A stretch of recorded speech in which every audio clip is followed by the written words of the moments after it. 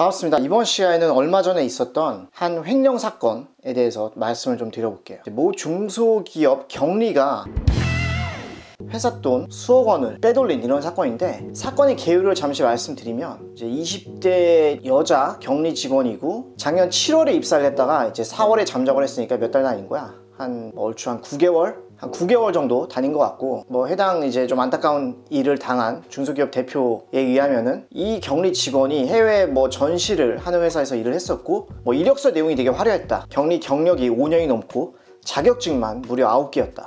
이렇게 회계 자격증, 아마 경리 일을 했으니까 회계 자격증이었겠죠? 회계 관련 자격증만 9개면은 시중에 있는, 이 정도면 진짜 무슨 공인회계사회나 세무사회 여러 기관들에서 시행하고 있는 그런 회계 관련 자격증들이 있죠. 재경관리사, FAT, TAT, 전산회계, 전산세무, ERP 정보관리사 등 이런 거를 죄다 다 따지 않았나 생각이 드는데, 회계 자격증 9개 있으면은 경리 스펙으로는 아주 훌륭한 이런 게 아니었을까 생각이 드네요. 그래서 어떻게 보면 이 대표의 마음을 사로잡았던 게 아닌가 싶기도 하고, 자격증도 많고, 그리고 그 전 회사에서 일을 꽤 했었으니까 하여튼 이렇게 이력이나 경력 자체는 되게 좋았던 것 같아요, 이 경리가. 근데 이제 출근 첫날부터 50만 원을 빼돌리고, 둘째 날에는 550을 빼돌리고, 그래서 회사 측은 이거를 이제 반년 넘어서 회사 돈이 야금야금 없어지고 있다는 것을 6개월이나 지난 시점에서 이제 알게 된 거죠.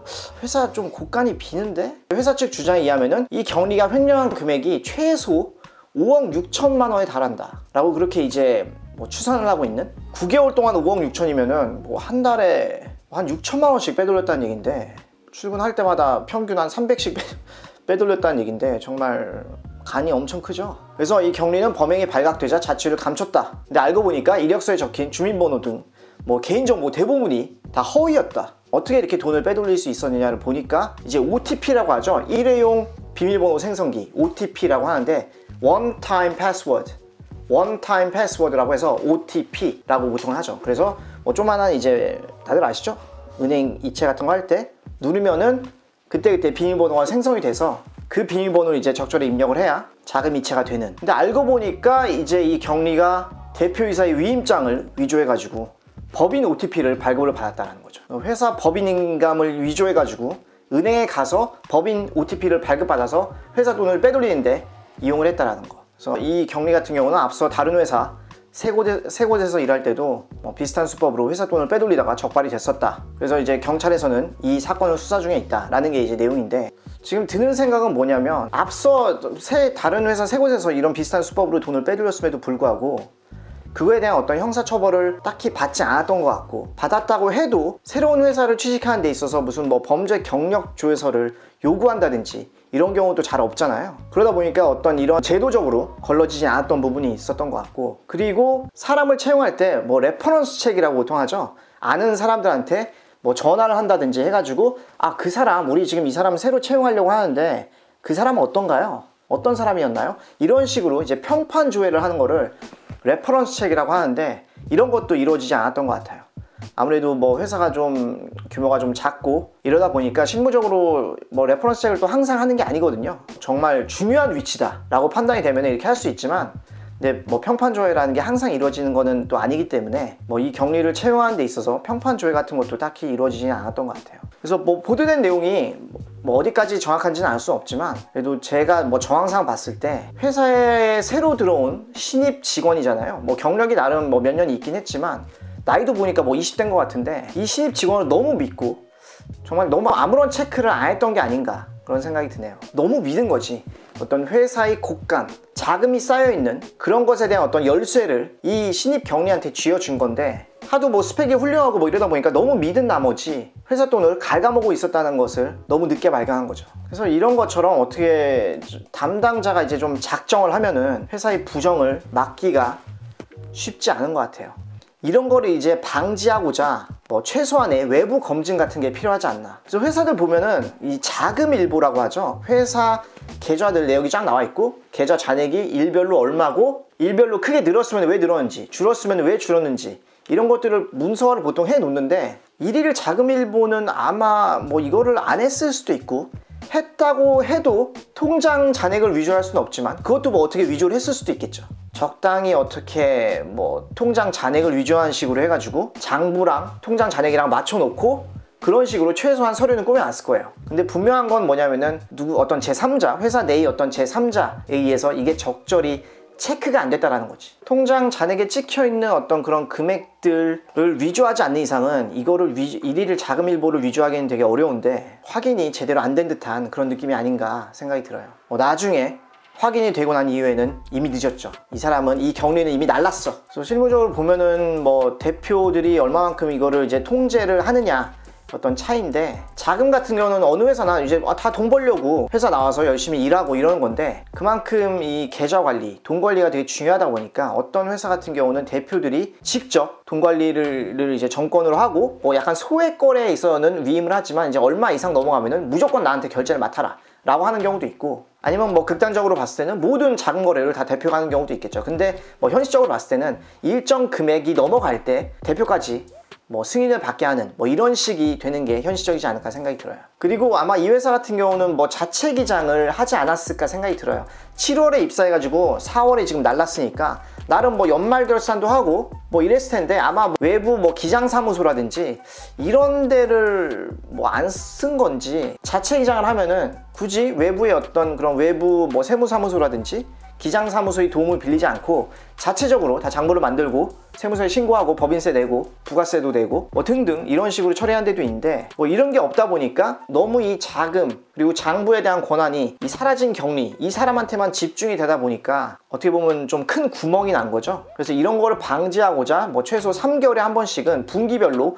부가세 신고를 할 때 외부 세무 기장사무소라든지 이런 데다가 일을 의뢰해가지고 부가세 신고를 진행하고 연말에 뭐 법인세 신고도 진행을 하게 한다든지, 아무래도 외부에서 이렇게 검증을 하게 하면은 이런 식으로 돈을 좀 엄하게 빼돌리는 이런 일을 하기에는 좀 어렵겠죠. 뭐 어디나 그렇겠지만 이런 권한, 권력 이런 것이 너무 한 곳에 오랫동안 묵혀 있으면은 썩을 가능성이 매우 높기 때문에 외부의 검증을 받는 뭐 이런 제도적인 장치를 마련해 놓는다든지, 아니면 일정 기간이 좀 지나면 담당자를 일부러 바꾸는 거죠. 담당자를 일부러 바꿔서 누군가의 뭐 공백이 생겼을 때 일이 원활하게 돌아가게끔 할 수 있게 하는, 그리고 어떤 부정이나 이런 것도 예방을 할 수 있는 이런 체계 같은 게 뭐 있으면 좋지 않았을까. 근데 아무래도 뭐 작은 뭐 중소기업이고 이러다 보니까 그런 체계를 갖추기가 좀 어렵지 않았나. 그리고 이 격리를 너무 믿었기 때문에 그런 것까지는 미처 생각을 하지 못했던 게 아닌가 싶어요. 그래서 뭐 이제 큰 회사로 가면 갈수록 좀 그런 순환보직이라고 하죠. 보통 뭐 1년 또는 2년이 정도 지나면 일부러 보직을 바꿔가지고 뭐 다양한 일을 하게끔 하는, 근데 직원이 다양한 일을, 다양한 직무를 경험하게끔 해주겠다